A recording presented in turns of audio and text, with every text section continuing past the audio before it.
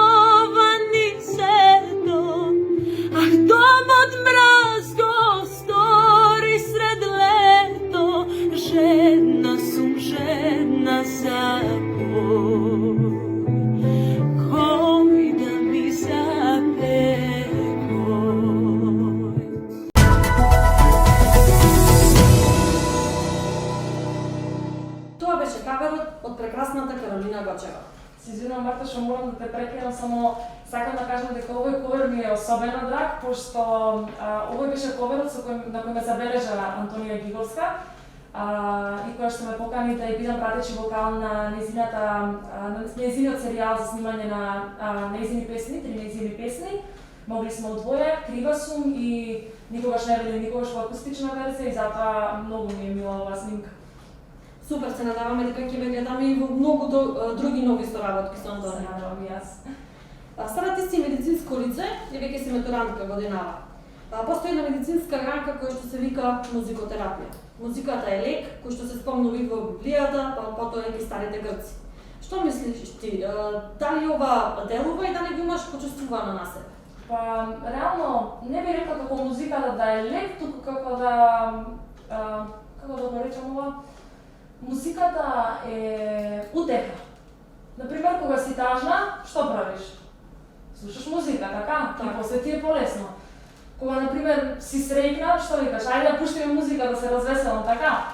И затоа мислам дека музиката е наш сопатник во секојдневието и има многу важна улога во нашите животи. Така. Патот до успешна музичка кариера секогаш е неизвестен. Некогаш е премногу лесен, а некогаш е премногу тежок. сплетот на околности, средината во која што се најдуваш како еден мал милион други фактори кои што можат да се случат, делуваат по тоа дали ќе имаш значаен успех или не. Што мислиш дека е потребно за тука во Македонија да имаш една успешна музичка кариера? Првенствено за успех во било што и било каде потребно е талент на прво место, второ упорност, трето истрајност и трпение, затоа што не се доаѓа во еден месец, некој се потребни години. Јас на пример пеев 8 години по хорови, дури сега еве нешто резултира, односно дури сега почнувам нешто да правам поголемо, на локално или поточно на регионално ниво, претходно бев само на локално. И затоа тоа така. Така, како што кажавме, патот е неизвестен. Ќе видиме и се надеваме дека патот тебе ќе те однесе до некои поголеми скалива во животот, што се однесе до музика. Да сега имаш добиено повеќе награди. Дали можеш да ни кажеш да издвоиш некоја најдрага награда? Точно дека имам добиено повеќе награди, како најдрага би ја издвоила наградата што ја добив на Еврофест во 2017 година. Драга ми е затоа што ја освоив таа песна со мојата песна, музика и аранжман на Цане Петров, текст на Бранко Николовски, и тоа е награда за млад талент која што важи на светско ниво. Така. Дали може да очекуваме наскоро твоја авторска песна? За сега ништо немам во план, чекам малце да помини коронава затоа што не мислам дека работите можат да функционираат правилно како што функционирале претходно, секогаш се воздржуваме од нештото да го правиме, на сите ни е реално страв. Затоа ќе почекам малце да се смири ситуацијата и можеби ќе направам нешто, а сега правам сето тоа што ми е во мој рација, односно ако можам кавери да снимам и да објавувам на социјалните мрежи, јас тоа и го правам. Да, супер. Кажи ми, колку е битна физичката убавина кога доаѓа до успешна музичка кариера и на што се должува и твој убав физички изглед кој што го имаш денес? Пред се ти благодарам на комплиментот, многу е важна, затоа што како што гледаме сега јавните личности кои што се сега актуелни и општо оние сите што се нови, им следат големи успешни кариери, сите изгледаат убаво. Неважно дали тоа го постигнале со пластични операции, некои инвазивни третмани или било какви третмани, или пак со физичка активност, тие убаво изгледаат. Јас не ги сакам многу пластичните операции, не викам дека некогаш нема да направам, можеби некогаш ќе направам, не знам, но сега едноставно не ги сакам. Повеќе сакам да вежбам затоа што не само што го одржуваме телото, како што се вика во здраво тело, здрав дух, и пошто порано и цел живот ја општо тренирам. Прво имам тренирано карате, после Супер. Кошарка, долг период подев на зумба, сега моментално ми е кикбоксот, омилен спорт и тоа и го тренирам. И затоа мислам дека е многу важно, но повеќе, како што реков, е важно здравјето, отколку физичката убавина. Спомна дека тренираш кикбокс. Тоа сега јас првенствено мажите го практикуваат овој спорт. Колку девојките во Прилеп го практикуваат овој спорт? Многу.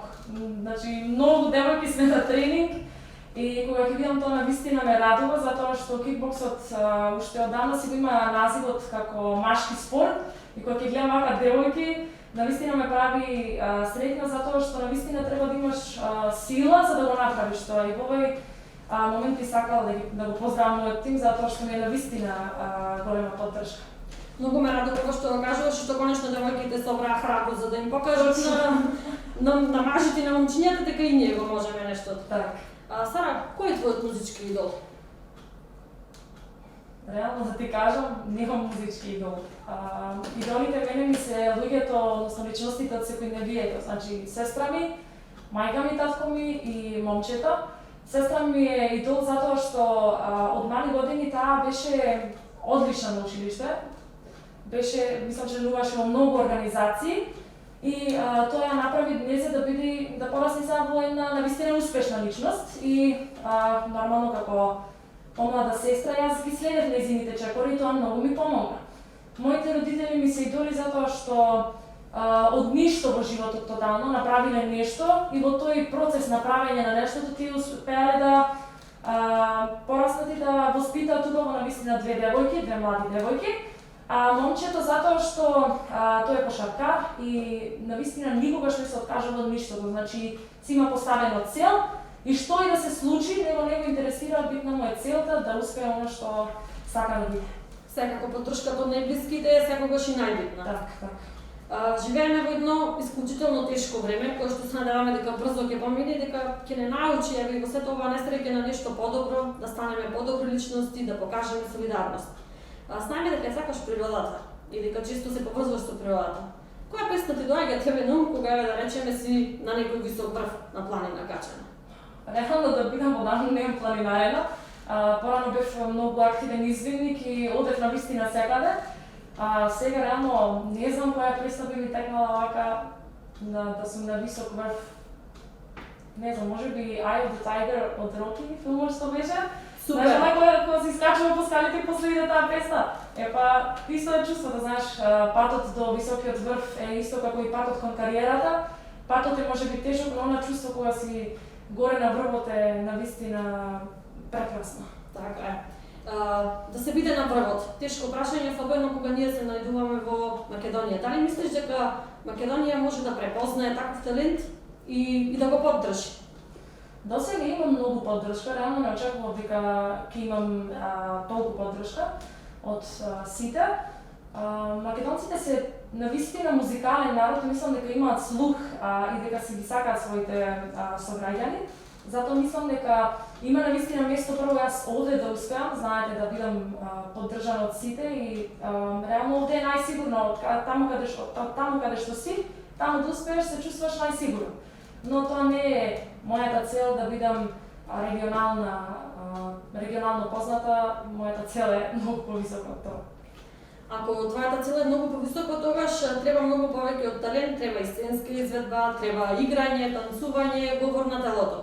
Но за тебе ова не е проблем, затоа што ти исто така и глумиш. А глумата знаеме дека е една луксузна професија, каде што се занимаваме со човечки однос и човечки души, каде што за да ја запознаеме другата душа, мораме да зирнеме длабоко во нашата душа.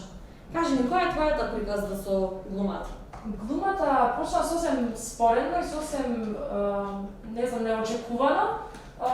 По тоа што го правев во животот, значи почнав негде на 10 години кога се зачленив во креативити и таму нешто учевме за глума, а потоа продолжив во средното училиште кога се зачленив во драмската секција со цел да го потполнам своето слободно време. И тогаш видов дека почнувам да добивам добри улоги, некогаш и поголеми улоги од останатите и тогаш видов дека навистина им добра сум во тоа што го правам. Се разбира, гледајќи од денешна перспектива каде што си, успешна пејачка, успешна глумица, можам да го потврдам тоа. Кажи ми, дали може преку една уметност да се скршат оние табуа на јавност? Дали може една девојка да го прави сето ова, кој што го правиш ти? Знаеш како, не е важно дали девојка или момче може тоа да го прави, ако само кој има желбата. И ако е истрен, како што кажа претходно што е важно за кариера, истрен и ако е упорен во нештото може да го направи. Не уметноста, мислам дека уметниците, поправилно, или јавните личности, посебно сега преку социјалните мрежи, тие имаат големо влијание посебно на тинеџерите и помладите. И затоа мислам дека многу е важно што зборуваат и како зборуваат, затоа што младите често нив ги слушаат, нормално, затоа што тие им се идоли. За постарите не мислам дека може да им се влија нешто на ставовите, многу се тврдоглави некогаш и не викам и ние младите сме некогаш тврдоглави, ама сепак може да се направи некоја промена во општеството, да кажем така, кога добро се влијае на помладата генерација. Сменувањето на навиките никогаш не е одело добро и лесно, како сметам. За крај, која е твојата порака до младите? Што би им препорачала? Како да се остане истрен во она што сакаш да го оствариш? Младите, уште мали деца сонуваат што сакаат да бидат. Затоа што не секое дете може да се купи нешто, единствено што може да ги купи е со ништа. Односно, дозволено му е само да сонува бескрај. Ја им препорачувам на младите да бидат истрени во остварување на тој сон. Ако тие замислиле нешто, да го остварат тоа. Знам дека има многу тешкоти на патот. Јас, например, баш ќе кажам, кога имав 14 години, мислам, учествував на едно шоу, тоа беше мюзиклот за Тоше Пројаски. Стигнав до полуфиналето, нашиот настап беше еден од најдобрите, дури жирито стана да ни ракоплеска. Но јас не поминав понатаму, а мојата дуелистката со која што настапував помина понатаму. Имаше дуети каде што помина и двајцата. И јас од тогаш тотално се разочарав, многу. И реков нема повеќе да пеам никогаш, не можете да бегате од нештото што е во вас и од нештото што знаете дека премногу го исполнува. Едноставно не го дојде моментот, затоа што тоа што треба да се случи, секако ќе се случи. Се случува во одредено време, само треба да веруваме. Точно. Сара, ти благодарам за учеството во емисијата. Ти благодарам за поканата, Марта. Драги гледачи, се гледаме во наредната емисија на Инфорегион.